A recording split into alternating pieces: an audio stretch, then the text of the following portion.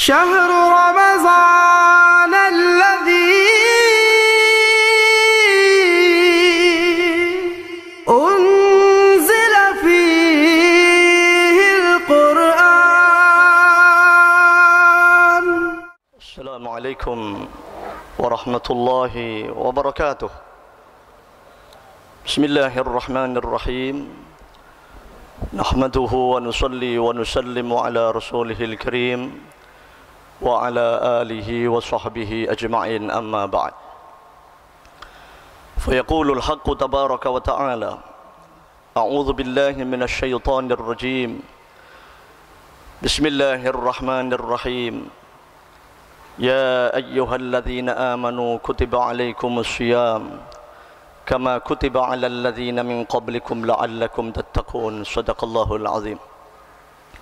Janab al-muhtaramin wal muhtaramat, Bapak Ibu hadirin wal hadirat rahimani wa rahimakumullah. Yang mulia baginda Muhammad Rasulullah sallallahu alaihi wa alihi wasallam memberikan petunjuk bahwa puasa di bulan Ramadan dibagi 3 bagian. Awwaluhu rahmah. 10 hari pertama adalah merupakan rahmat Allah. Wa awsatuhu maghfirah. Sedangkan 10 hari kedua di bulan Ramadan merupakan maghfirah, ampunan dari Allah. Wa akhiruhu idkun minan nar. Dan 10 hari ketiga di bulan Ramadan adalah merupakan pembebasan Allah dari api neraka Jahannam. Semoga kita termasuk orang-orang yang mendapatkan janji Allah melalui Rasulullah sallallahu alaihi wasallam tersebut. Amin, Allahumma amin. Bapak Ibu sekalian rahimakumullah, berpuluh-puluh tahun kita berpuasa. Ada yang umurnya 40 tahun, berarti mendapati bulan Ramadan 40 kali. Ada yang umurnya 50 tahun, 60 tahun, 70 tahun. Sesuai dengan umurnya itulah mendapati bulan Ramadan. Tetapi Bapak Ibu sekalian, di antara kita umat manusia berpuluh-puluh tahun mendapati bulan Ramadan ternyata berbeda-beda, mendapatkan sir wal asrar, rahasia yang terkandung di dalam Ramadan itu.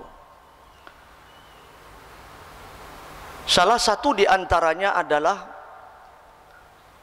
rahmat Allah, maghfirah, ampunan dari Allah, dan pembebasan Allah dari api neraka Jahannam. Apakah semua manusia mendapatkan janji Allah ini? Tidak. Hanya orang-orang yang dipilih oleh Allah. Hanya orang-orang yang dikehendaki oleh Allah.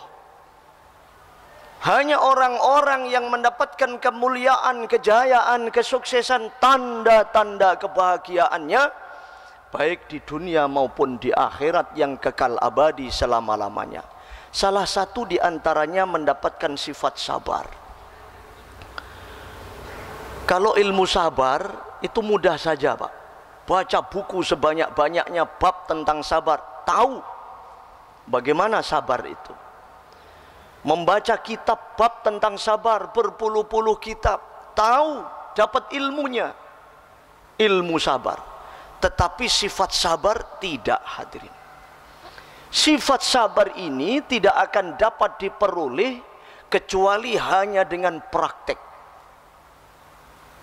Oleh karena itu Bapak Ibu yang dimuliakan Allah Subhanahu wa taala, rahmat Allah akan datang hanya kepada orang-orang yang sabar. Maghfirah, ampunan dari Allah akan datang kepada seseorang yang memiliki sifat sabar. Janji Allah akan dibebaskan dari api neraka Jahannam hanya khusus untuk orang-orang yang ahli sabar. Lalu pertanyaannya, kenapa kita belum mendapatkan janji Allah melalui Rasulnya ini? Sadaqallah, maha benar Allah. Sadaqa Rasulullah, maha benar baginda Rasulullah. As-sadiqul wa'dil amin. Sepanjang hidupnya baginda Nabi tidak pernah berbohong, tidak pernah berdusta. Tetapi kenapa janji Allah, janji Rasulullah ini belum kita dapatkan? Para ulama menjelaskan bahwa mungkin dalam cara menjalani berpuasa ada yang kurang betul, ada yang kurang benar. Allah berfirman, ya ayyuhalladzina amanu kutiba alaikumussyiyam kama kutiba alal ladzina min qablikum. Hai orang-orang yang beriman, berpuasalah kamu sebagaimana difardukannya puasa bagi orang-orang terdahulu sebelum kamu. Maksud dan tujuannya adalah la'allakum tattaqun. Kata para ulama, la'alla itu tinjauan ilmu tata bahasa Arabnya bermakna littaraji, harapan. Tetapi manakala Allah yang berfirman, itu bukan harapan lagi, tapi kepastian. La'allakum tattaqun, pasti kalian akan menjadi orang yang bertakwa. Bapak Ibu rahimakumullah, maka di dalam kitab-kitab yang menjelaskan tentang sir wal asrar, rahasia yang terkandung di dalam syariat berpuasa, maka ada 3 macam tingkatan puasa seseorang. Sehingga disinilah yang menentukan seseorang itu mendapatkan janji Allah, janji Rasulullah atau tidak. Yang pertama, saumul awam, puasanya orang-orang awam. Cara menjalaninya orang-orang awam dalam berpuasa, fahuwa kafful batni wal farji an qada'ish syahwat. Cara menjalani puasa orang-orang awam itu hanya menahan perut, menahan farji, menahan haus dahaga, menahan lapar, dan menahan nafsu syahwatnya. Fahuwa saumul awam, itulah puasanya orang-orang awam. Yang penting tidak makan, tidak minum, tidak memenuhi nafsu syahwatnya, itu sudah berpuasa. Matanya tidak berpuasa, telinganya tidak berpuasa, mulutnya tidak berpuasa, kaki tangannya tidak berpuasa. Hanya menahan lapar, menahan haus dahaga, dan menahan nafsu syahwatnya. Lalu orang-orang awam itu siapa? Orang-orang awam itu orang-orang yang tidak penting itu. Ini pembahasannya orang-orang penting, orang-orang tidak penting nanti di akhirat. Kalau di dunia sama saja, Pak. Bahkan dikatakan bahwa orang-orang yang dianggap penting di dunia dikawal kanan, kiri, depan, belakang, macam-macam penghormatan. Ternyata di akhirat dia tidak jadi orang penting. Orang-orang yang dianggap penting di dunia belum tentu menjadi orang-orang penting di hadapan Allah Ta'ala. Tetapi justru sebaliknya, orang-orang yang dianggap remeh-temeh, dipandang sebelah mata di dunia, ternyata menjadi orang-orang penting di akhirat di hadapan Allah Jalla Jalaluhu Tabaraka wa Ta'ala. Maka orang-orang awam ini orang-orang yang tidak penting di hadapan Allah.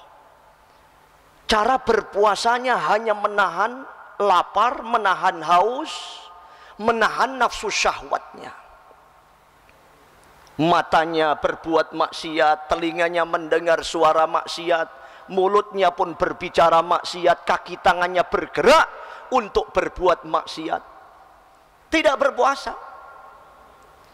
Maka ini nanti kita akan muhasabah, introspeksi diri kita masing-masing. Derajat kita, posisi kita ini yang mana?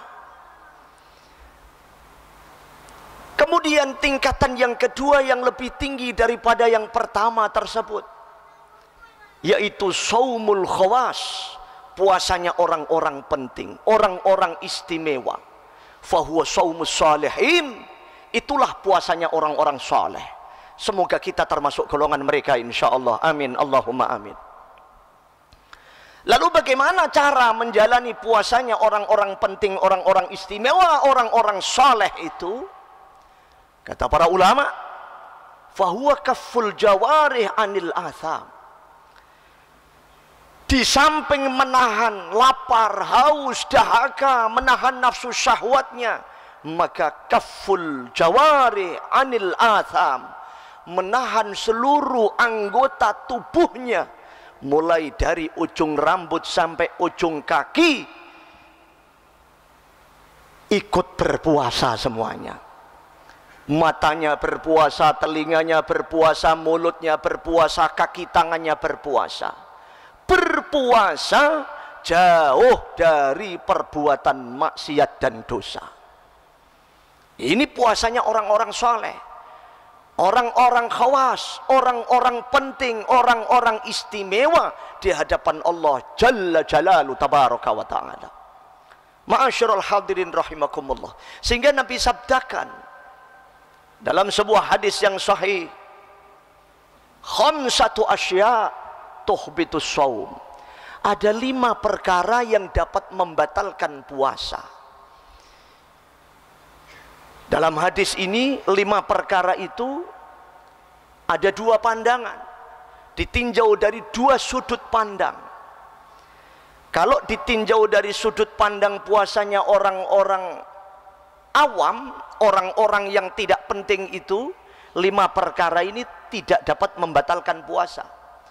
Tetapi apabila ditinjau dari sudut pandang puasanya orang-orang khawas, orang-orang penting, orang-orang istimewa, orang-orang saleh, maka 5 perkara ini dapat membatalkan puasa. Pertanyaannya, posisi kita berada di mana? Golongan orang-orang penting atau berada di dalam golongan orang-orang yang tidak penting, yang tahu hanya diri kita masing-masing?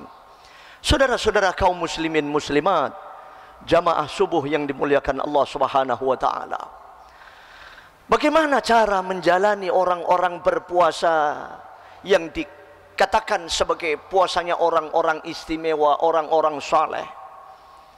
5 hal tersebut Nabi mengatakan yang dapat membatalkan puasa. Yang pertama adalah al-kadzib, berbohong, berdusta. Ketika dalam menjalani puasa di bulan Ramadan ternyata berbohong, berdusta, dalam kehidupannya hari-hari dia jalani ada tipu menipu dalam praktek hidup dan kehidupannya. Kemudian yang kedua yang dapat membatalkan puasa, ditinjau dari sudut pandang puasanya orang-orang soleh, wal ghibah, menggunjing, membicarakan aib keburukan orang, ngerasani orang. Ini kalau ditinjau dari sudut pandangnya orang-orang soleh, puasanya menjadi batal. Tetapi apabila ditinjau dari sudut pandang puasanya orang-orang awam, sekalipun hari-hari siang malam dia berbohong, berdusta, dia menipu, dia menggibah, menggunjing, maka puasanya tidak batal. Karena dalam menjalani puasa hanya menahan lapar, haus, dahaga, dan menahan nafsu syahwatnya. Kemudian yang ketiga, wan namimah, adu domba, memprovokasi. Apapun bentuknya, ketika dia mengatakan sesuatu sehingga membawa dampak negatif, orang lain terprovokasi, itu dapat menyebabkan batalnya puasa di bulan Ramadan. Kemudian yang keempat, wal yaminul ghamus, sumpah palsu. Dan yang kelima, wan nadhru bisyahwat, mata memandang sehingga menimbulkan nafsu syahwat. Mata memandang saja dapat membatalkan puasa. Tentu bagi orang-orang penting, orang-orang soleh, orang-orang yang istimewa, orang-orang khusus. Bapak Ibu sekalian, kembali kepada diri kita masing-masing. Apakah kita ingin menjadi orang-orang penting di akhirat di hadapan Allah, ataukah kita rela menjadi orang-orang yang tidak penting di hadapan Allah? Tergantung bagaimana cara kita menjalani puasa Ramadan saat ini. Kemudian tingkatan yang paling tinggi yang ketiga, puasa yang ketiga adalah fahuwa shaumul khawasil khawas. Puasanya orang-orang eksekutif kelas. Bagaimana cara menjalani puasanya? Fahuwa shaumul qalbi. Itulah puasa hati. Anil himamid daniyah wal afkari dunyawiyah wa kaffuhu amma siwallah bil kulliyah. Bukan hanya menahan lapar, haus, dahaga, nafsu syahwatnya. Bukan hanya menahan mata, telinga, mulut, kaki, tangannya untuk berbuat dosa dan maksiat, tetapi hatinya sedikit pun tidak berpaling dari Allah Subhanahu wa ta'ala. Tidak ada fikir keduniaan, tidak ada fikir memenuhi nafsu syahwat keinginannya sama sekali. Tidak pernah barang sedetik pun berpaling dari Allah. Fa idza tafakkara hadza shaim yahsulul fitru minhu. Tatkala orang tersebut dalam berpuasa sedikit saja, sedetik saja berpaling dari Allah, maka menjadi batal puasanya. Lalu puasanya siapa ini? Fahuwa rutbatul anbiya wal mursalin wasiddiqin. Itulah puasanya para nabi, para rasul, orang-orang yang telah dimuliakan oleh Allah Subhanahu wa ta'ala. Golongan ketiga ini kita insya Allah tidak akan mampu mengikutinya. Kita bukan nabi, bukan rasul. Paling tidak minimal tingkatan yang kedua yang berusaha kita jalankan selama berpuluh-puluh tahun. Kita berpuasa mungkin dengan cara prakteknya orang-orang awam, orang-orang yang tidak penting itu, hanya menahan haus, lapar, dahaga, menahan nafsu syahwatnya. Bagaimana bulan Ramadan tahun ini kita tingkatkan kelas, tingkat yang kedua lebih tinggi, bukan hanya menahan lapar, haus, dahaga dan nafsu syahwatnya, tetapi mata, telinga, mulut, kaki, tangan kita jaga dari perbuatan maksiat dan dosa, sehingga kita nanti di akhirat insya Allah akan menjadi orang-orang penting di hadapan Allah Jalla Jalaluhu Tabaraka wa Ta'ala. Demikian yang dapat saya sampaikan, mudah-mudahan ada guna dan manfaatnya. Semoga Allah terima semua amal ibadah kita, semoga Allah ampuni semua dosa-dosa kita, diberikan taufik, ma'unah, hidayah, bimbingan, penataan langsung dalam hidup kita oleh Allah, dijauhkan dari bala, bencana, musibah, kejahatan, kezaliman, kemaksiatan dari murka Allah. Semoga Allah senantiasa anugerahkan kita rizki yang halal, thayyib, barakah, dijauhkan dari rizki yang haram, dijauhkan dari rizki yang syubhat. Semoga Allah wafatkan kita dalam keadaan husnul khatimah. Ketika nazak sakaratil maut, dengan mudah lisan kita dapat mengucapkan kalimah iman tauhid, la ilaha illallah Muhammadur Rasulullah sallallahu alaihi wasallam, sehingga di alam akhirat Allah Ta'ala kumpulkan kita bersama orang-orang saleh, para nabi, para rasul, para syuhada, para salihin, para sahabat-sahabat. Lebih-lebih kita akan bertemu, berkumpul, berjumpa, dapat duduk bersimpuh bersama yang mulia baginda besar Nabi Muhammad sallallahu alaihi wa alihi wa sahbihi wasallam di dalam surga Allah Subhanahu wa Ta'ala insyaallah. Amin Allahumma amin. Subhanallah wa bihamdih, subhanallahil azim, subhanakallahumma wa bihamdika nashhadu an la ilaha illa anta nastaghfiruka wa natubu ilaik. Hadanallahu wa iyyakum ajma'in, waffaqanallah lima yuhibbu wa yardah. Wassalamu alaikum warahmatullahi wabarakatuh.